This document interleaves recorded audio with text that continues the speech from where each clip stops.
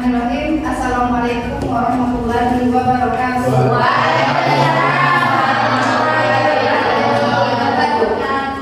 Yang terhormat Bapak Kepala Sekolah SMP Negeri 2 Setajuraya beserta Bapak dan Ibu guru SMP Negeri 2 Setajuraya dan peserta didik yang Ibu sayangi. Puji syukur kehadiran Allah Subhanahu wa Ta'ala yang mana pada pagi hari ini kita masih diberikan nikmat sehat sehingga kita bisa hadir dan berkumpul di ruang ini dalam keadaan sehat walafiat. Selanjutnya salawat dan salam berupa kita persembahkan untuk baginda Nabi besar Muhammad Sallallahu Alaihi Wasallam dengan sama-sama mengucapkan Allahumma shalli ala sayyidina Muhammad wa ala ali sayyidina Muhammad. Baik Bapak dan Ibu guru dan anak-anak yang disayangi, pada pagi hari ini kegiatan yang sebenarnya adalah diseminasi berbagi praktek baik untuk modul 1.4 membuat hasil nyata tugas calon guru penggerak angkatan 11 Kabupaten Kuantan Sinyingi. Susunan acara yang kita lalui pada pagi hari ini, yang pertama pembukaan, yang kedua doa, yang ketiga kata sambutan dari Bapak Kepala Sekolah, yang keempat ada ice speaking, yang kelima presentasi video aksi nyata, yang keenam pemaparan 6 konsep esensial modul 1.4 yaitu budaya positif, yang keenam ada sesi tanya jawab, yang ketujuh refleksi, yang kedelapan perbaikan ke depan, dan kesembilan penutup dalam durasi 60 menit. Baik Bapak dan Ibu, langsung sudah memasuki acara yang kedua, yaitu doa. Kita mintakan kepada Bapak Kepala Sekolah untuk membacakan doa setelah kita baca.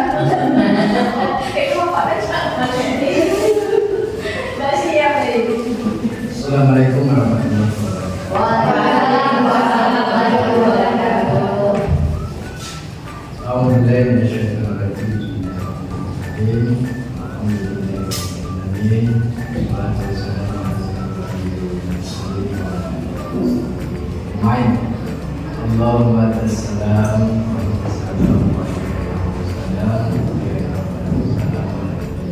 salam Rabbana taqabbal minna innaka antas samiul alim wa tub alaina innaka antat tawwabur rahim.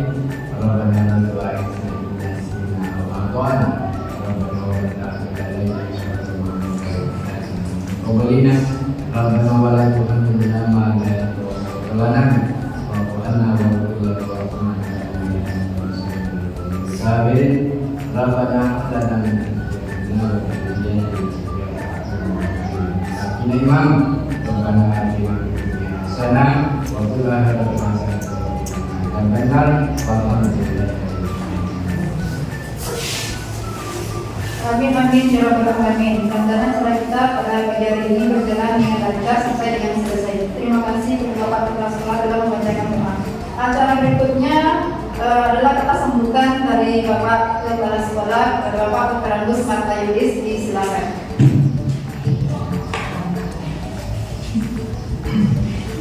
Bismillahirrahmanirrahim. Assalamualaikum warahmatullahi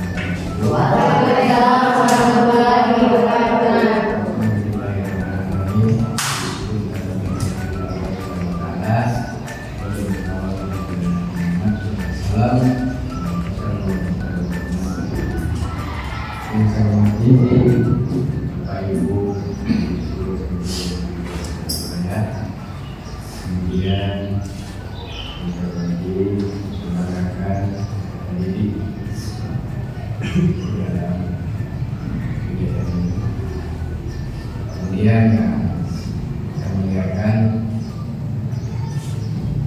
kalau berbicara karena kita ini sedang melaksanakan kegiatan koordinasi kegiatan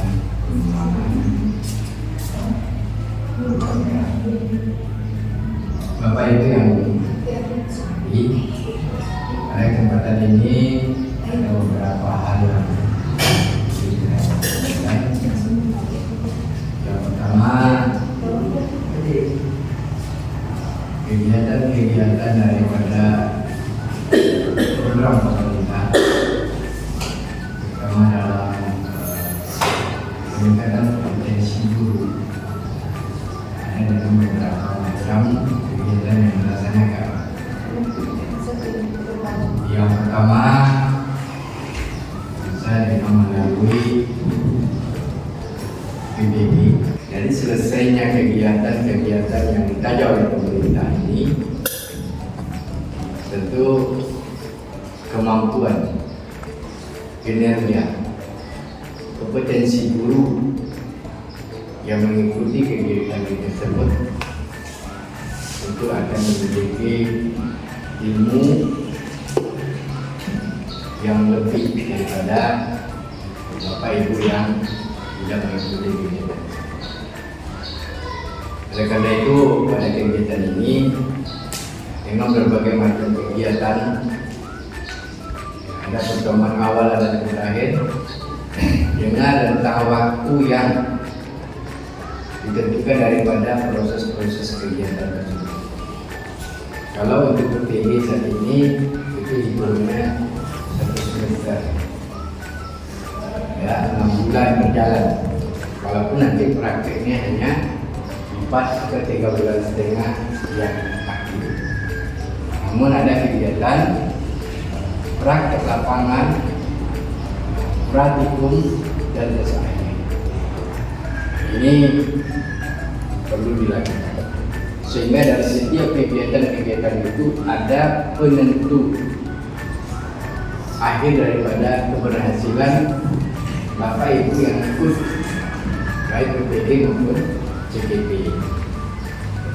Makanya saat ini dari tenaga pendidik kita yang sekaligus ikut kedua-duanya. Ya kalau rekodnya bisa kita katakan rekod kegiatannya siap pulang. Oleh karena itu segala kegiatan-kegiatan yang dilakukan perlu support dengan baik. Namun kami berharap kepada Bapak Ibu yang ikut dalam kegiatan kompetensi guru ini kiranya kami berharap tidak meninggalkan tugas pokok kita.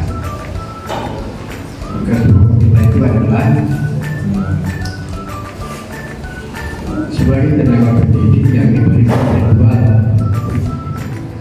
mengajar, diberikan kebersamaan. Sehingga kami berharap kepada Bapak Ibu yang mengikuti kegiatan ini untuk dapat memanage waktunya dengan semaksimal mungkin. Bukan berarti sekolah tidak memberikan keringanan, dispensasi, kelonggaran dari hal-hal kegiatan yang terjadi. Oleh karena itu, kami selalu menyikapinya dengan nilai positif. Apalagi nanti kalau kita lihat tentu imbasnya kepada pendidikan SMP dan lain-lain. Semakin banyak yang memiliki sertifikat pendidik, tentu untuk pendidikan kita semakin banyak peserta guru-guru kita yang mengikuti CGP, guru penggerak, dan ini adalah untuk pengembangan karir seorang ASN untuk menduduki jabatan-jabatan profesional. Jadi untuk ke depan kepala sekolah itu ya, harus dari guru penggerak. Jadi apalagi nanti kegiatan-kegiatan di sekolah tentu akan banyak masukan daripada guru penggerak. Termasuk nanti dari segi pendanaan. Andai kan sekolah itu sudah ada guru penggeraknya, pemerintah akan memberikan intensifnya dengan pos kerja. Nah ini tentu akan semakin lengkap nanti kegiatan pendidikan sekolah kita. Oleh karena itu kepada Bapak dan Ibu, saya berharap apapun kegiatan yang dilakukan mari kita bantu lagi seperti ini. Kadang-kadang kegiatan ini di luar jam dinas kita. Ini mau tidak mau kita harus support. Apalagi kami kegiatan-kegiatan itu banyak diselenggarakan pada tanggal merah kalau sekolah-sekolahan oleh beberapa. Apalagi kalau kita masih dalam oleh karena itu Bapak dan Ibu untuk ke depan saya berharap ada informasi-informasi ke depan di mana pemerintah akan menghapus tenaga tahun 2025. Oleh karena itu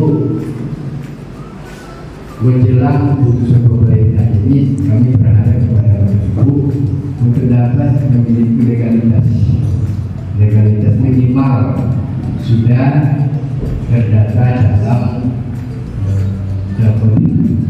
Ini akan kalau kita sudah masuk Dapodik itu otomatis kita sudah terdata secara nasional.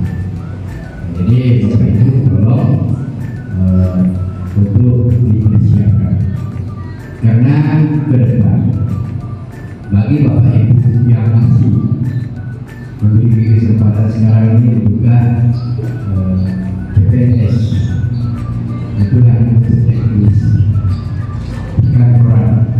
Kalau mau sekolah mungkin kita tenaga pendidik untuk guru tidak ada. Jadi kepada Bapak Ibu silakan. Cuma ada dilema yang perlu kita antisipasi. Kalau kita ikut CPNS, berarti data kita terkunci dari hari dijaga. Ini yang menjadi kekhawatiran. Jadi pertimbangkan dengan baik, karena yang kira-kira kalau kita bisa. Kemudian kepada Ibu Saudara seperti juga saya kiranya dapat menyelesaikan kegiatan ini dengan tepat waktu, kemudian sekolah sebagai support kegiatan ini dalam kalau kegiatan yang bentuk aksi nyatanya apalagi itu adalah tuntutan sama masyarakat. Aksi nyata daripada kegiatan itu baik webinar, seminar, segala macam tidak ada aksi nyatanya itu kegiatan skema. Selamat mengikuti kegiatan ini baik kami supaya kegiatan itu ada manfaat. Terima kasih wassalamualaikum warahmatullahi wabarakatuh. Waalaikumsalam warahmatullahi wabarakatuh.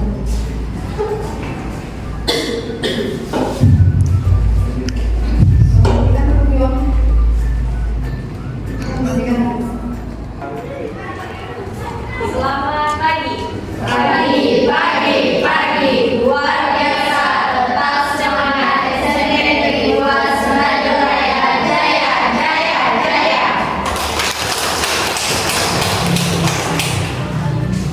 Tepuk 1, tepuk 2, tepuk 3, tepuk 4, tepuk 5. Dikontak dulu. Acara berikutnya ice breaking yang akan dipandu oleh OSIS SMP Negeri 2 Sentajo Raya. Kepada Aqua kasih tahu kamera disilakan. Selamat pagi. Pagi. Luar biasa. Tetap semangat. SMP Negeri 2 Sentajo Raya. Jaya. Tepuk 1, tepuk 2, tepuk 3, tepuk 4, tepuk 5, terima kasih atas SMP Negeri 2 Tanjuraya. Oke, baik, selanjutnya ice breaking kita coba yang kami praktekkan ada kegiatan guru penggerak angkatan 11 yang mana Bapak dan Ibu guru diminta untuk semuanya, baik peserta didik, Bapak dan Ibu guru diminta untuk saling berhadapan, saling memberikan senyum selama 30 detik. Selama 30 detik memberikan senyuman dengan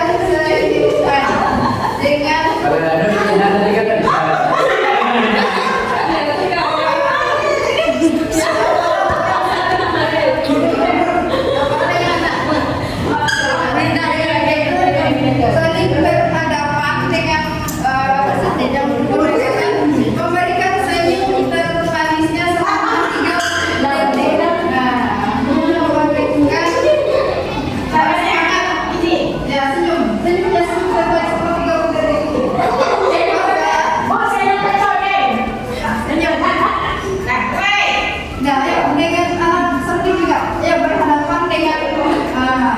Senyum selama 30 detik. Ayo, mereka di luar.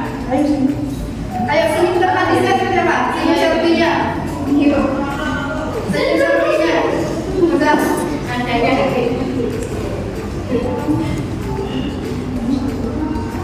Ayo. 30 detik. Senyum. Oke, terima kasih. Oke. Senyum ini bisa membangkitkan semangat kita untuk memulai aktivitas yang akan kita lakukan. Ini bisa juga Bapak Ibu terapkan di dalam kelas untuk mulai pelajaran supaya apa masalah yang kita bawa dari luar kelas itu bisa hilang dengan saling pandang dan saling senyum. Sama dia apa gitu? Sama baru bicara. Dengan besar jadi tonggak jadi kan itu Iya.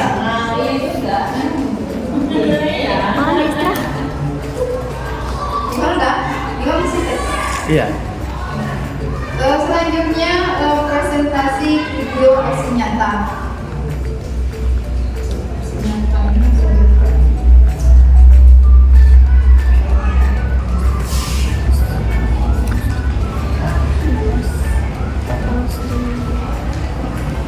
Pemaparan 6 konsep esensial modul 1.4 oleh calon guru penggerak. Oke, ini tambah, saya. Oke. Bismillahirrahmanirrahim. Baik Bapak Ibu guru serta Anda yang kami sayangi, pada kesempatan ini dalam tugas diseminasi membuat aksi nyata modul 1.4 kami akan mencoba berbagi apa yang kami dapatkan dari pendidikan guru penggerak di dalam modul 1.4. Untuk Bapak Ibu ketahui, kami sekarang sedang berada di modul 2.1 yang sudah melewati 4 modul. Dan untuk menutup modul 1 kami harus membuat kegiatan diseminasi berbagi apa yang kami dapatkan selama belajar pada modul 1. Baik Bapak Ibu guru, ini serta Anda yang bersayangi, tujuan kita pada pagi hari ini itu membagikan pengetahuan dan pengalaman. Nampak Bapak Ibu guru? Nampak. Anda nampak tulisannya? Oke. Baik, berbagi pengetahuan dan pengalaman dalam penerapan konsep-konsep budaya positif kepada guru, tenaga pendidikan dan lainnya. Lagi termasuk pada Anda sebagai peserta didik. Kemudian menjadi inspirasi bagi rekan-rekan Anda untuk menerapkan budaya positif di sekolah dan di masyarakat yang nanti akan kita bagikan. Kemudian membangun komunitas praktisi dan saling mendukung dan berbagi ide dalam mengembangkan budaya positif. Nah, dulu kita sudah mengaktifkan kegiatan komunitas praktisi sekolah kita, dan kedepannya mungkin kita akan bangkitkan lagi komunitas praktisi di sekolah kita untuk meningkatkan kualitas pendidikan secara keseluruhan dengan menciptakan lingkungan belajar yang lebih baik. Diharapkan dapat memberikan kontribusi yang signifikan dalam mewujudkan visi pendidikan yang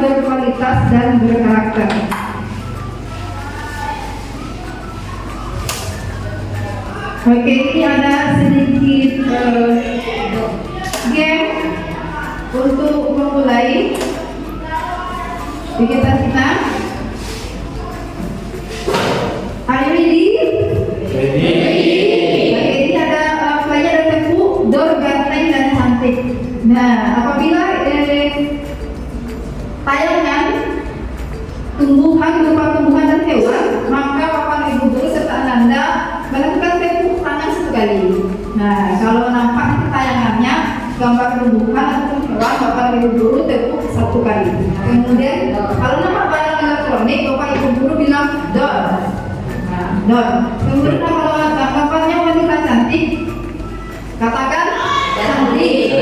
Kalau pria, katakan ganteng. Nah, ingat ya?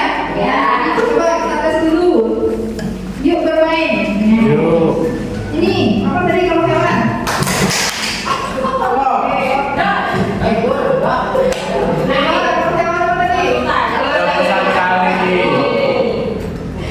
Coba ulang lagi. Oke. Cantik. Dor. Ganteng. Cantik. Ganteng. Dor. Ganteng.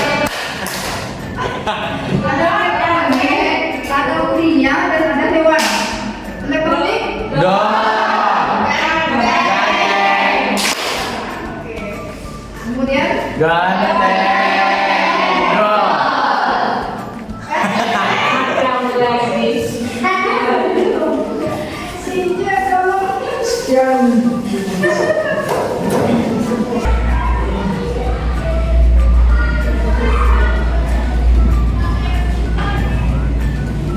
Oke, lanjut kepada Ibu. Cantik. Dor. Cantik. Dor. Oke. Dor. Thank you. You're welcome. Senang tak? Senang.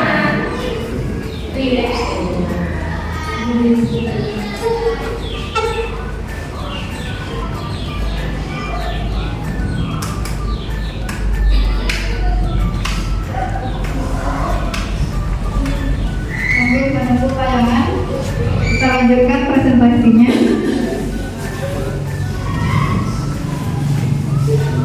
Nah, di sini kami akan membagikan yang namanya budaya positif. Apa yang Anda rasakan ketika berpikir positif? Senang. Nah, berpikir positif. Nah, apa yang Anda rasakan? Ketika menghadapi sesuatu, kita pikirkan dengan positif tanpa menimbulkan prasangka-prasangka yang negatif. Apa yang Anda rasakan ketika Anda berpikir dengan positif? Senang. Senang. Oke, terima kasih. Nah, apa yang dimaksud dengan budaya positif? Budaya positif adalah suatu kondisi di mana nilai-nilai positif, keyakinan, dan perilaku positif menjadi norma dalam kehidupan sehari-hari di sekolah. Ini bukan hanya tentang aturan atau tata tertib, tetapi lebih pada menciptakan suasana yang positif, saling menghormati, dan mendukung satu sama lain. Jadi maksudnya budaya positif yang akan kita terapkan di sekolah kita, yang mana kita bisa saling menghormati satu sama lain, saling menghargai, saling mendukung, dan saling menyayangi satu sama lain.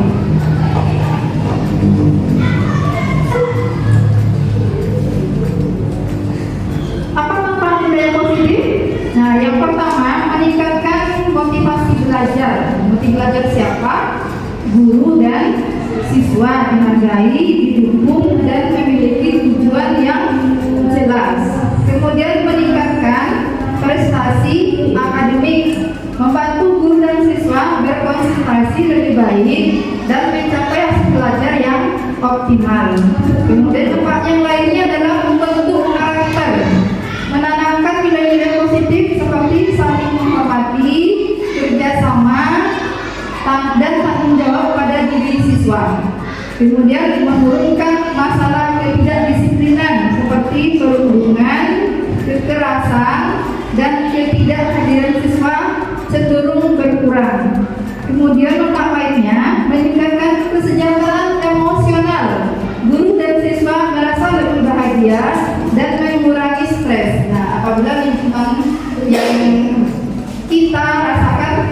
positif ya, saling mendukung, saling sayang, saling menghargai dan menghormati.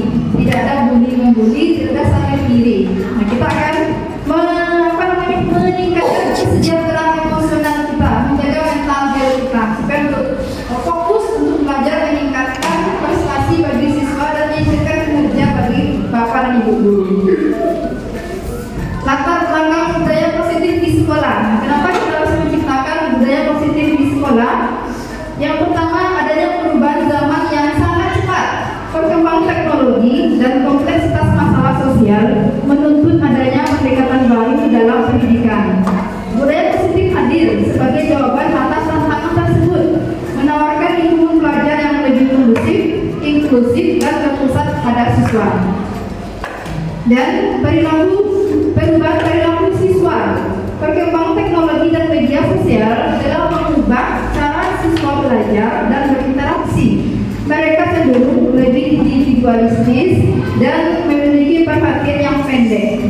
Budaya positif hadir untuk menciptakan ikatan sosial yang lebih kuat di antara siswa dan mendorong kerjasama.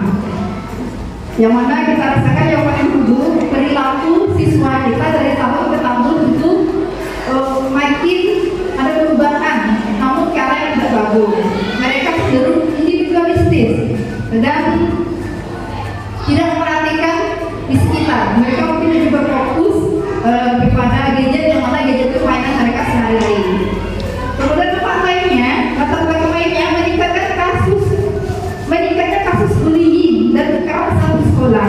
Maka budaya positif hadir untuk menekankan pentingnya saling menghormati, saling empati dan toleransi, sehingga dapat membantu mengurangi angka kekerasan di sekolah.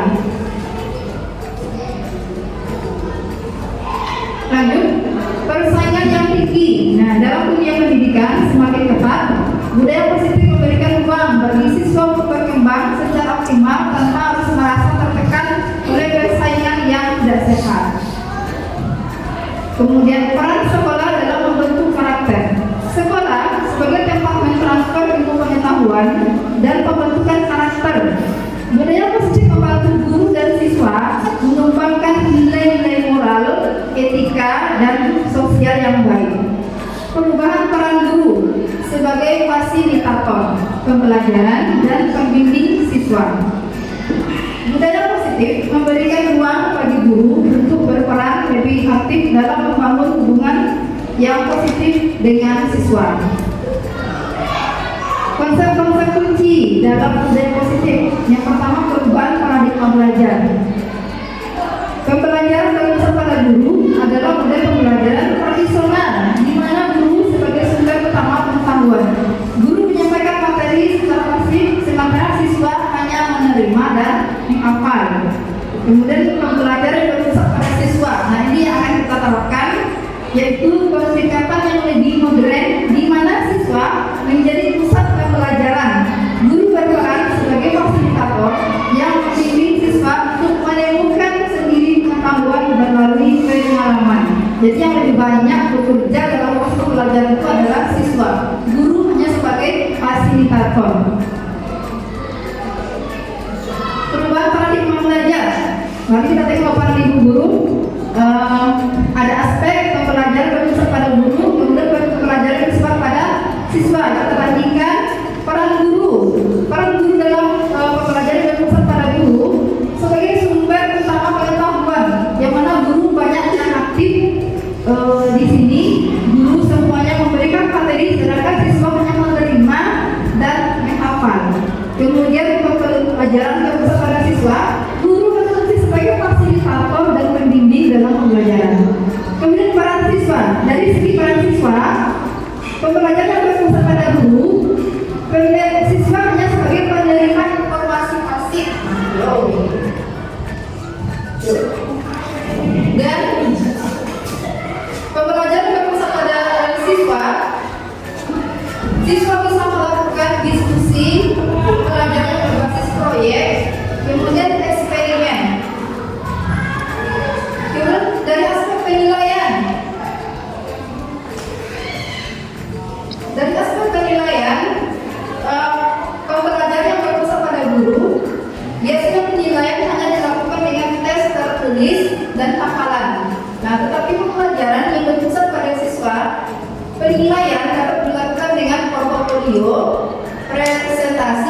dan proyek. Penerapan pembelajaran aktif dan bermakna.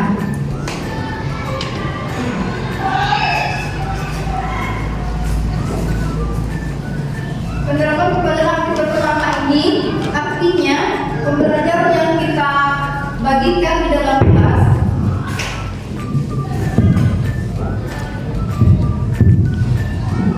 penerapan pembelajaran aktif dan bermakna. Pembelajaran bermakna ini artinya pembelajaran yang kita berikan kepada siswa di dalam kelas itu kita hubungkan dengan kegiatan mereka sehari-hari. Nah, jadi mereka lebih nyambung belajarnya. Kemudian kita utarakan apa manfaat belajar di dalam kelas itu dengan hubungannya kegiatan sehari-hari.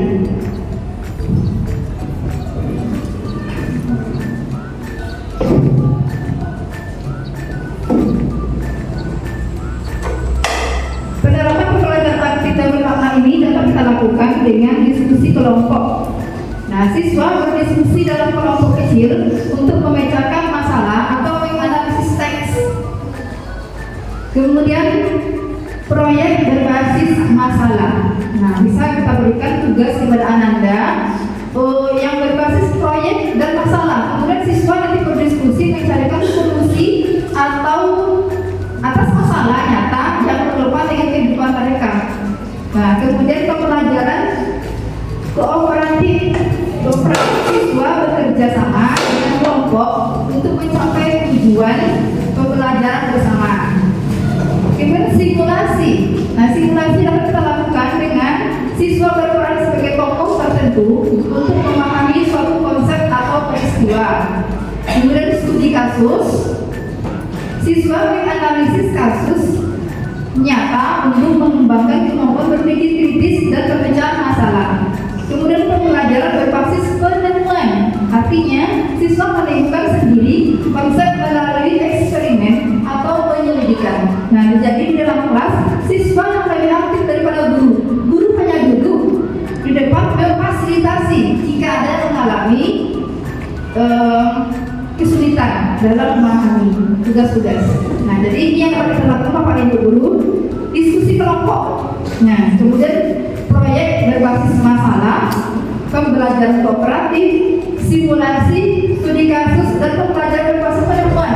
Kami rasa ini sangat menantang bagi anak-anak kita sehingga mereka tidak bosan belajar di dalam kelas. Mereka bisa belajar di ruang terbuka untuk studi kasus, simulasi, atau proyek berbasis masalah.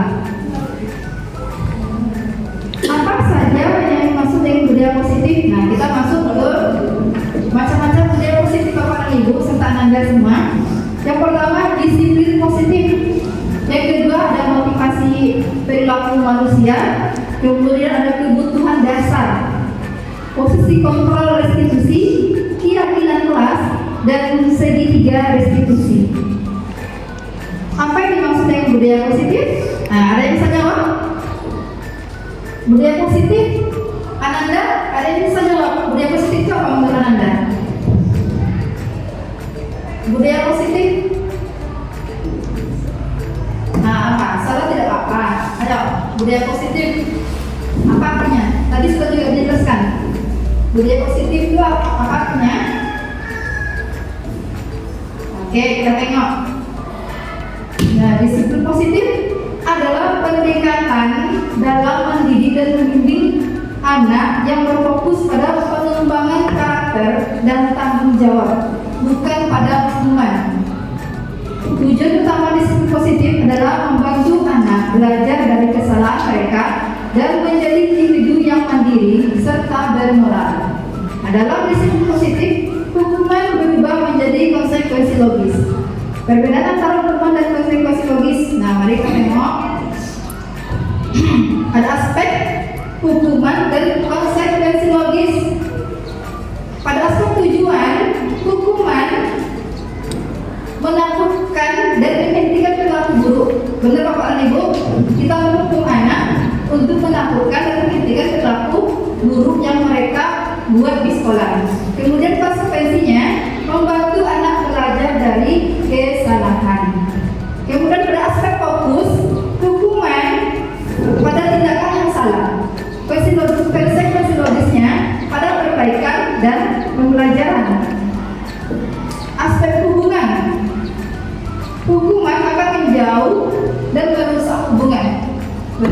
Ibu? Ananda semua bagaimana kalau Ananda Ibu? Apakah bisa merusak dan menjauhkan Ananda dari Bapak Ibu guru yang hukum? Yang pernah dihukum? Nah, konsekuensi logisnya memperkuat hubungan dan membangun kepercayaan antara guru dan siswa.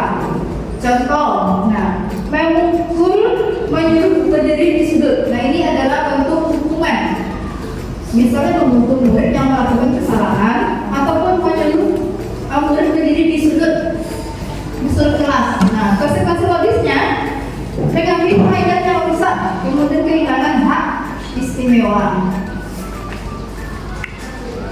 Konsekuensi logis adalah akibat alami dari suatu tindakan. Nah, tindakan yang kita ambil tadi akibat alaminya dari suatu tindakan tersebut. Kemudian konsekuensi ini harus terkait dengan tindakan yang dilakukan dan membantu anak memahami dampak dari perilakunya. Penerapan disiplin positif dalam situasi nyata di sekolah. Peristiwa ketika siswa berkelahi, nah hukuman menghukum kedua siswa misalnya dengan menyuruh mereka berdiri di sudut kelas. Konsekuensi logisnya akibat dari hukuman ini yang terjadi membantu kedua siswa untuk memahami perasaan masing-masing, mencari tahu penyebab pertengkaran dan membuat kesepakatan untuk menyelesaikan masalah dengan cara yang lebih baik. Yang lainnya ketika siswa tidak mengerjakan PR, bentuk hukuman memberikan nilai jelek atau menyuruh siswa mengerjakan tugas tambahan. Konsekuensi logisnya membantu siswa memahami pentingnya mengerjakan PR, memberikan kesempatan untuk memperbaiki pekerjaan dan melibatkan orang tua dalam membantu siswa.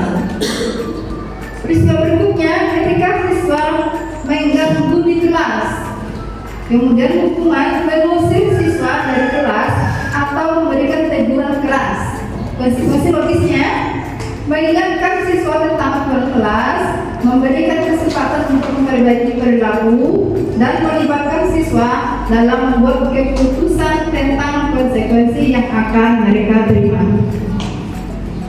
Kemudian apa saja yang dimaksud dengan budaya positif? Dari segi motivasi perilaku manusia. Nah, ada 3 jenis motivasi. Yang pertama, untuk menghindari ketidaknyamanan atau hukuman. Motivasi setiap perbuatan kita, yang pertama kita untuk menghindari ketidaknyamanan atau hukuman. Kemudian yang kedua, untuk mendapatkan imbalan atau penghargaan dari orang lain. Yang ketiga, untuk menjadi orang yang mereka inginkan dan menghargai diri sendiri dengan nilai-nilai yang mereka percaya. Nah, itu ada motivasi, 3 jenis motivasi. Yang pertama tadi untuk menghindari ketidaknyamanan atau hukuman. Kita berbuat sesuatu, mungkin motivasinya untuk menghindari ketidaknyamanan atau menghindari hukuman. Nah, kemudian motivasi yang lainnya dari tindakan kita tadi untuk mendapatkan imbalan atau penghargaan dari orang lain ataupun pujian dari orang lain. Yang ketiga, motivasi yang ketiga untuk menjadi orang yang mereka inginkan dan menghargai diri sendiri dengan nilai yang mereka percaya. Contoh kasus.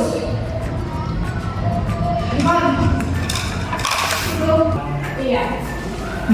Contoh kasus dan jenis motivasinya. Andi selalu mengerjakan PR dengan tekun, kadang begadang. Ketika ditanya alasannya, Andi menjawab, saya ingin nilai ulangan saya bagus supaya mendapat HP baru. Nah, jadi jenis motivasi yang ada dalam diri Andi adalah untuk mendapatkan imbalan atau penghargaan dari orang lain. Nah, ini dalam menentukan motivasi. Kemudian yang kasus yang kedua, Cici awalnya tidak suka pelajaran matematika. Namun setelah gurunya menjelaskan konsep matematika dengan cara yang lebih menarik dan relevan dengan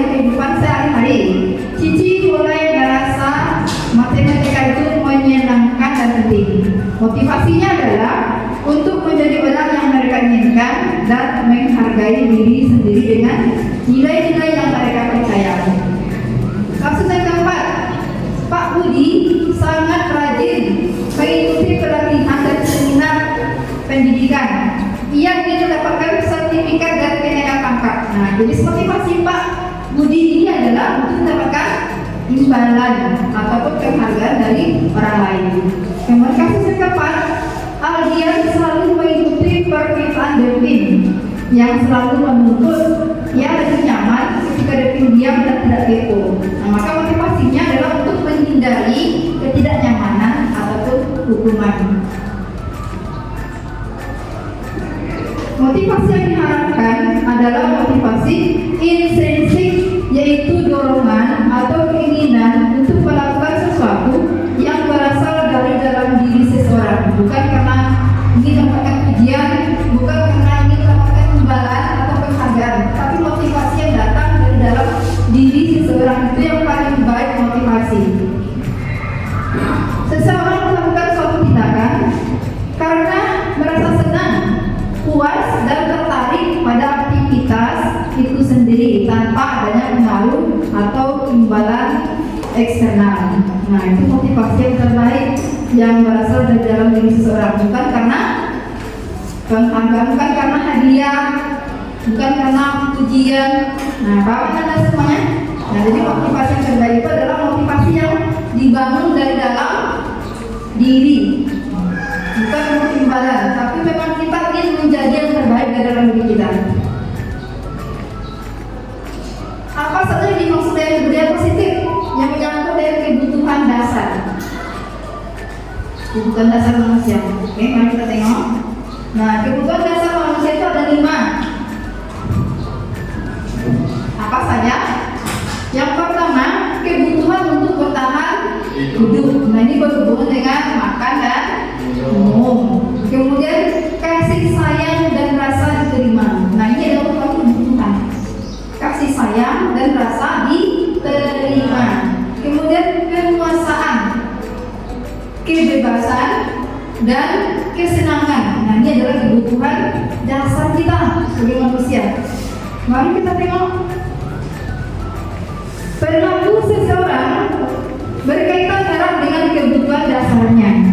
Guru dapat memprediksi kebutuhan peserta didiknya melalui perilaku di dalam kelas. Nah, jadi setiap tindakan, setiap perilaku yang dilakukan itu adalah dalam rangka memenuhi kebutuhan dasar. Kebutuhan dasar bertahan hidup, kebutuhan dasar kasih sayang, dan rasa diterima, kekuasaan, kebebasan, dan kesenangan. Nah, coba kita tes. Ayo, Ananda. Ini ada beberapa peristiwa. Ibu guru bilang, aku tidak boleh bersenandung sewaktu mengerjakan tugas. Katanya kelas harus tenang, tidak ada suara. Kan nggak seru jadinya. Nah, menurut Ananda, ini peserta didik ini dalam rangka memenuhi kebutuhan apa? Nah, kesenangan. Oke, mari kita tengok. Kemudian, ya betul, kesenangan. Kasus yang kedua, ibu guru tidak menyapaku hari ini, padahal aku pakai jempol lampu baru. Nah, ini kebutuhan apa? Kebutuhan apa? Nah, oke, kita tengok. Kasih sayang dan rasa diterima. Peristiwa yang ketiga, aku bosan. Masa pelajaran cuma gitu-gitu aja, dengerin buku aja. Nah, ini kebutuhan apa?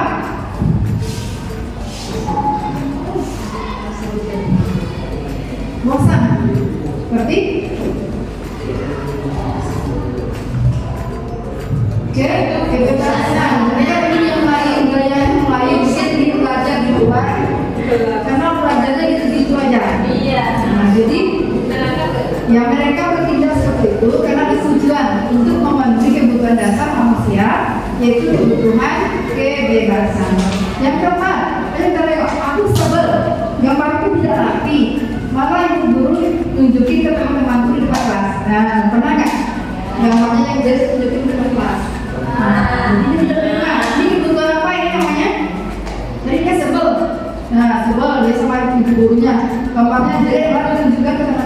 kelas. Kebutuhan apa ini? Berperilaku seperti ini dia dasar dalam rangka memenuhi kebutuhan pemasaran. Jadi kamu masih menggambar. Nah, apa yang dimaksud dengan budaya positif? Posisi kontrol. Nah, posisi kontrol restitusi lagi. Posisi kontrol restitusi adalah konsep dalam pendidikan yang mengidentifikasi 5 peran atau posisi yang dapat diambil oleh seorang guru dalam menghadapi perilaku siswa yang menyimpang dari norma. Konsep ini dikembangkan oleh Dian Bosel dalam bukunya Restitution Restruction School Discipline. Nah, seperti apa posisi kontrol restitusi? Nampak? Posisi kontrol guru, karakteristik dan dampak pada siswa. 1. Guru sebagai penghukum. Coba perhatikan, guru sebagai penghukum. Karakternya menggunakan hukuman fisik atau verbal, mengancam ataupun menyalahkan. Dampaknya pada siswa, apa dampaknya?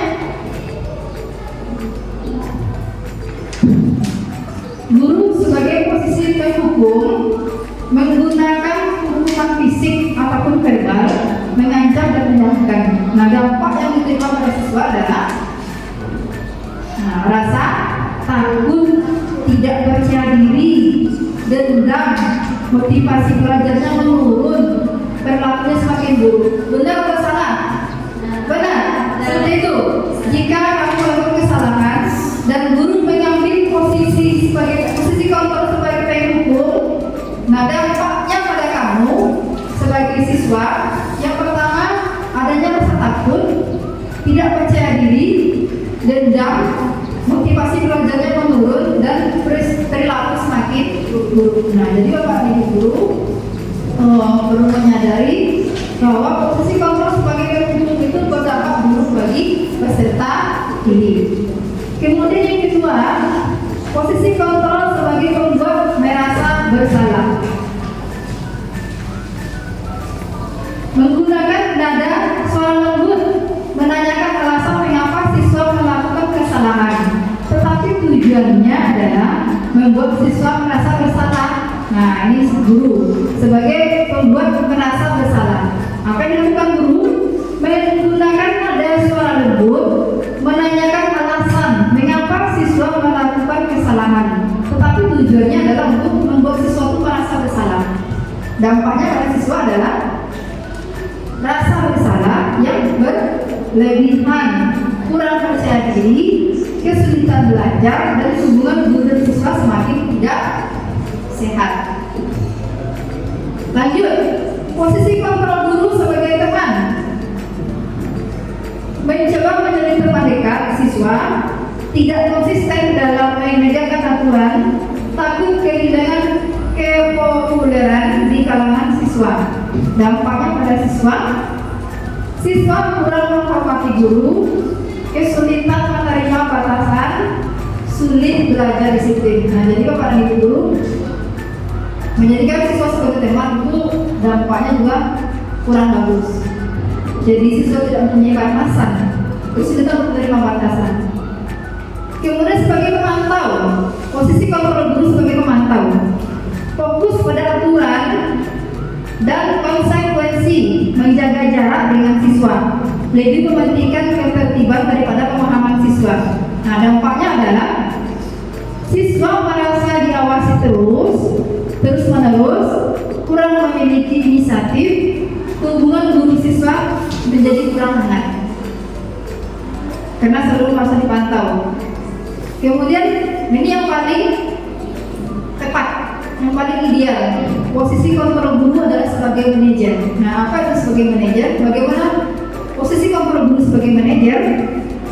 Membantu siswa memahami dampak dari perbuatannya, memberikan kesempatan untuk memperbaiki kesalahan, membangun hubungan yang saling menghormati. Nah, dampaknya siswa menjadi bertanggung jawab atas perbuatannya, belajar dari kesalahan, memiliki motivasi untuk memperbaiki diri, hubungan guru dan siswa semakin baik dan positif. Nah,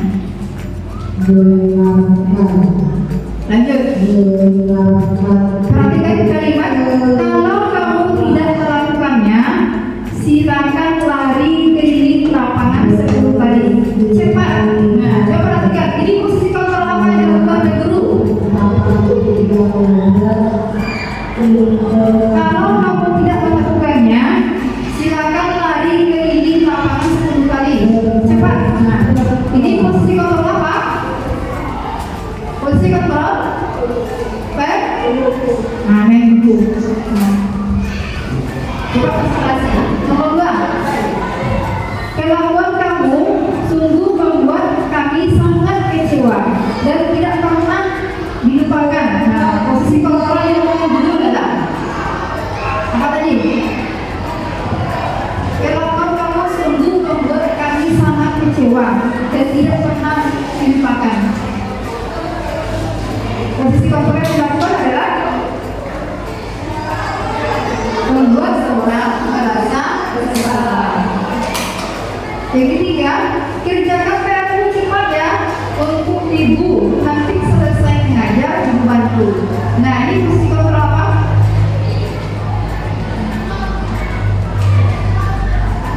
Sebagai nanti ibu bantu. Kerjakan tapi cepat ya untuk ibu nanti ibu bantu. Begitu teman. Yang keempat, apakah kamu sudah tahu peraturan dan konsekuensi jika merokok di sekolah? Guru sebagai apa? Sebagai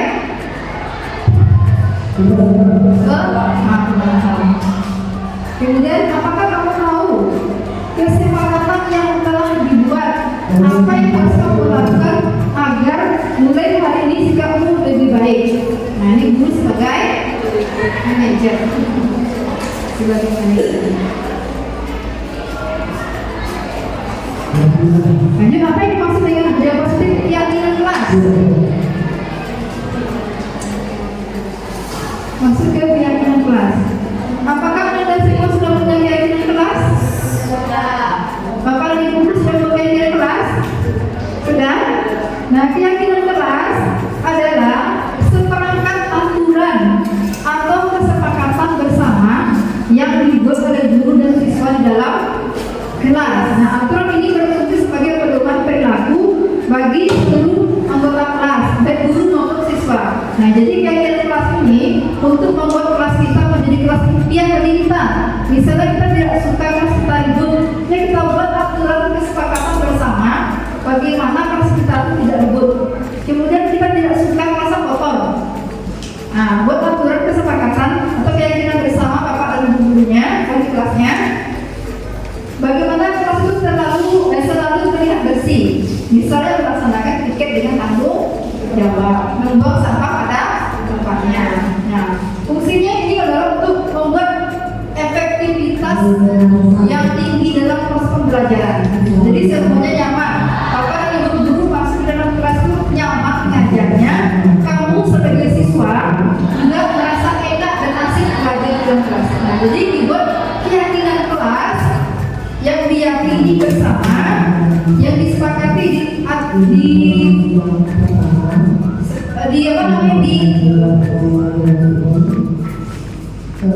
bersama. Nah, dalam rangka membuat kenyamanan di dalam kelas. Nah, apakah sudah mengikuti aturan ini dalam kelasnya?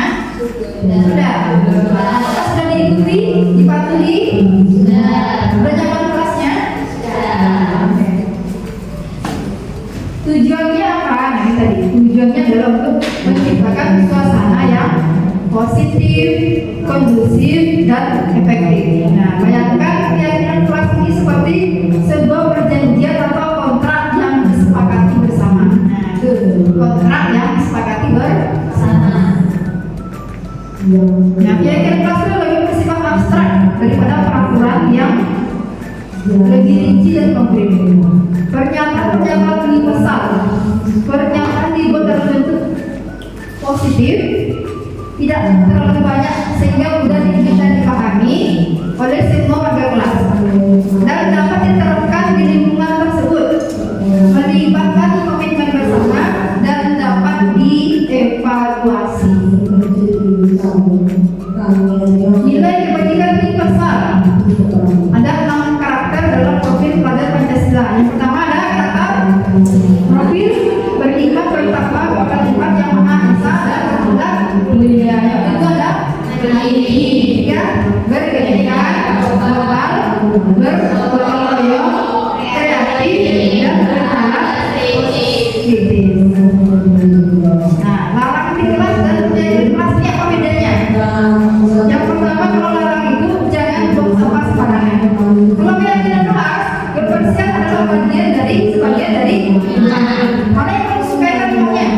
Larangan atau keyakinan? Keyakinan ya. Kalau larangan itu nanti lebih apa namanya? Apa yang bentuk pelanggar itu lebih tinggi. Tapi kalau keyakinan itu meyakini bersama, pelanggaran itu akan lebih rendah. 5 dan iya, tidak dilanggar. Kalau larangan itu kan pelanggar itu pelanggar. Nah, aturan itu pelanggar. Jadi kita ubah keyakinan keras itu dengan kalimat positif. Kemudian segitiga restitusi. Segitiga restitusi ini adalah sebuah proses penyelesaian masalah yang digunakan yang menawarkan cara yang lebih konstruktif untuk menangani kesalahan siswa dibandingkan dengan hukuman konvensional. Segitiga restitusi bertujuan untuk membantu siswa memahami dampak dari tindakan mereka, bertanggung jawab atas kesalahan dan belajar dari pengalaman tersebut. Tahapan dalam segitiga restitusi.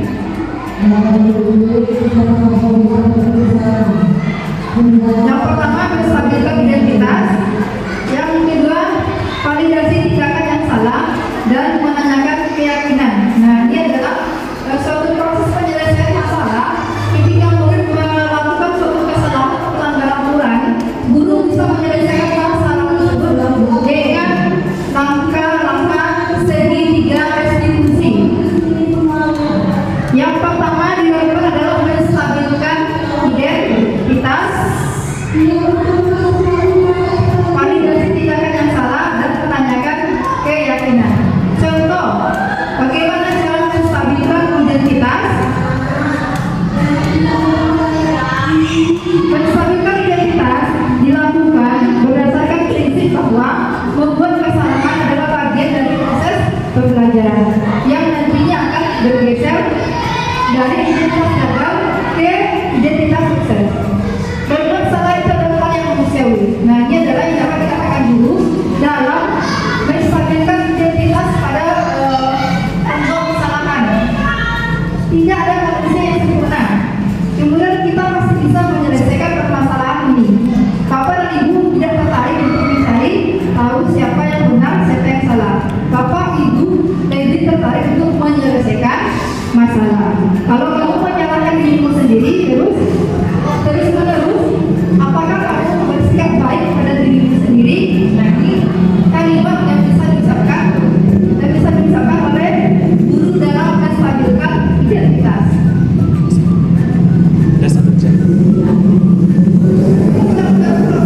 Validasi tindakan yang salah. Dalam langkah yang kedua, validasi tindakan yang salah dilakukan berdasarkan prinsip bahwa setiap perilaku berupaya memenuhi suatu kebutuhan tertentu, sehingga guru atau orang tua akan bergeser dari pemikiran stimulus respon menjadi proaktif, serta akan lebih mengenali dan mengakui kebutuhan anak atau murid. Kamu pasti punya alasan mengapa melakukannya.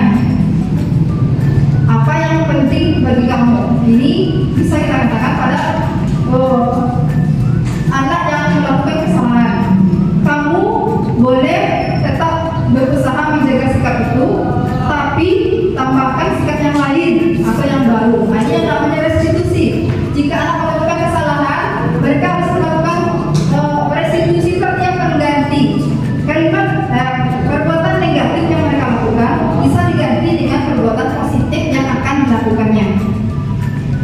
Kemudian maka kamu belajar cara lain untuk mendapat yang kamu butuhkan tanpa harus memukul. Itu misalnya. Kemudian dalam menanyakan keyakinan, apa yang bisa kita lakukan pada pembuat kesalahan? Yang pertama, apa nilai yang kita percaya di sekolah kita? Nah, ini nilai yang apa yang kita sepakati tadi dari keyakinan kelas tadi. Kemudian kelas yang ideal itu seperti apa? Kamu ingin jadi anak yang seperti apa? Kemudian apa yang kamu rasakan ketika kamu melakukan itu? Kamu menjadi orang yang seperti apa? Nah, ini kita bisa interogasi anak yang melakukan kesalahan.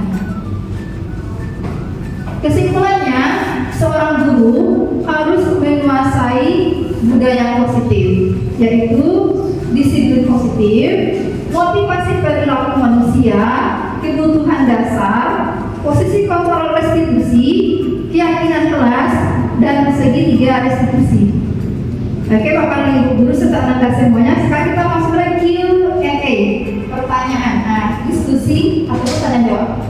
Nah, silakan kepada anak yang ada yang mau ditanyakan atau Bapak dan Ibu guru yang mau ditanyakan, atau misalnya contoh kasus penjelasan kasus dengan segitiga restitusi.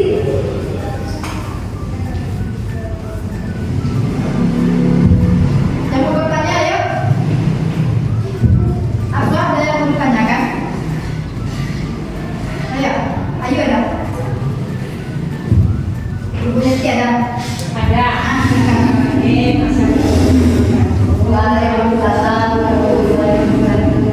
Saya tertarik masalah penerapan yang pertama pembukaan wajib belajar ada kimia apakah yang wajib melakukan itu, apakah bisa melakukan itu dari jam pas pulang bisa juga kita melakukannya. Oke, pertanyaan yang bagus dari Ibu Neti, terima kasih. Dari kelas 9B. Oke. Pertanyaannya, apakah SBD itu wajib? Apakah boleh pagi saja atau boleh di siang? Nah, ini SBD ini bagusnya sangat efektif dilakukan di jam siang, jam rawan. Nah, supaya anak tidak mengantuk, tidak bosan di dalam kelas. Boleh kita awali dengan kegiatan SBD. Tidak lama-lama. Kita cari kegiatan-kegiatan yang bisa merangsang anak fokus pada pembelajaran, itu melupakan hal-hal yang dialami tadi sebelum dia masuk kelas, supaya dia siap untuk mengikuti pelajaran yang diajarkan. Boleh dengan bernyanyi, boleh dengan game sederhana, boleh dengan main tebak-tebakan, ataupun yang lainnya. Siang seperti ini itu wajib siang dulu. Nah, siang itu harus wajib karena rawat mengantuk. Rawat mengantuk di kelas. Nggak masuk. Iya. Terima kasih Bu Neti. Ibu Kotia, Ibu Desi ada Bu Desi. Ibu Desi paham dengan segitiga restitusi tadi Bu Desi? Kalau ada masalah bagaimana cara menyelesaikannya dengan segitiga restitusi? Anda semua paham tadi? Bagaimana kalau ada kesalahan yang diselesaikan dengan segitiga restitusi? Ada pertanyaan? Masa ada? Ada? Bapak pernah sekolah?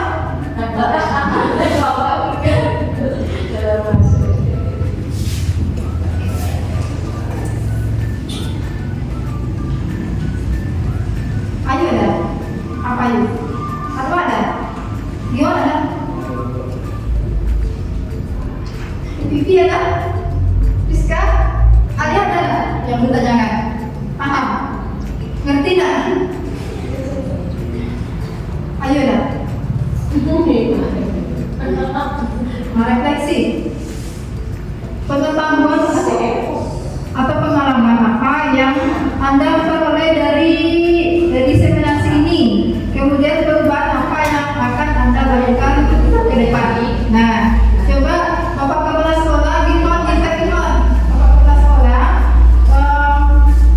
refleksi daripada pengetahuan atau pengalaman yang kita peroleh dari penyampaian tadi. Pertama, kita banyak mendapatkan masukan cara-cara mengatasi persoalan pendidikan di kelas dan cara mengatasi dan solusi yang perlu kita ambil. Jadi di setiap kelas punya permasalahan sendiri. Maka solusinya tergantung kepada kita selaku tenaga pendidik untuk mengatasi setiap permasalahan. Dan kami berharap setiap permasalahan yang terjadi di kelas jangan selalu dilemparkan ke pihak lain. Contoh, dalam proses pembelajaran kita dapat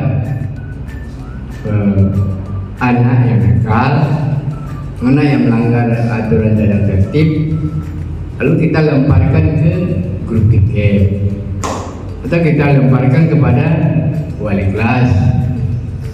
Nah, itu sebetulnya permasalahan seperti itu kita atasi terlebih dahulu, sebab tanggung jawab guru di dalam kelas itu penuh. Nah, ini pengalaman. Pakailah cara-cara atau sinyal-sinyal yang disampaikan daripada materi ini. Kemudian perubahan yang perlu kita lakukan, seandainya dalam kegiatan proses pembelajaran yang selama ini yang masih kurang, contoh tentang pemanfaatan waktu yang masih belum efektif, lambat masuk, kemudian cepat keluar dan lain sebagainya, itu sudah diingatkan dari awal dan perlu kita pertegas lagi ke depan. Sebab pemanfaatan waktu daripada bidang studi masing-masing itu sudah ditetapkan dalam kurikulum pendidikan. Sehingga apa yang perubahan yang akan terjadi ke depan, kalau kita sudah memiliki kedisiplinan, baik disiplin waktu, disiplin masuk, disiplin materi yang akan kita sampaikan, sehingga materi kita ya, sesuai dengan perangkat ajar yang sudah kita susun atau modul ajar yang kita susun waktunya, sehingga tidak ada pengaruh kepada kegiatan-kegiatan di luar daripada proses pendidikan. Terima kasih.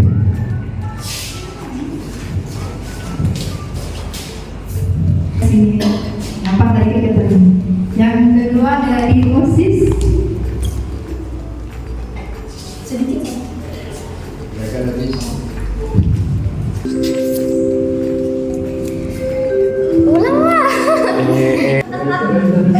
Dari kegiatan diseminasi.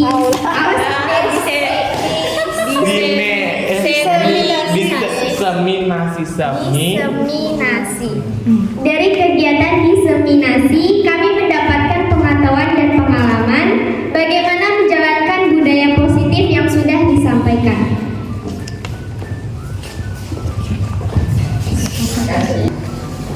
Pengetahuan yang saya peroleh dari hasil diseminasi ini, saya mengetahui apa tahapan dalam penyelesaian masalah menggunakan segitiga restitusi. Jadi saya sebagai tenaga pendidik insya Allah akan menerapkan tahapan segitiga restitusi ini untuk menyelesaikan masalah yang ada di dalam kelas.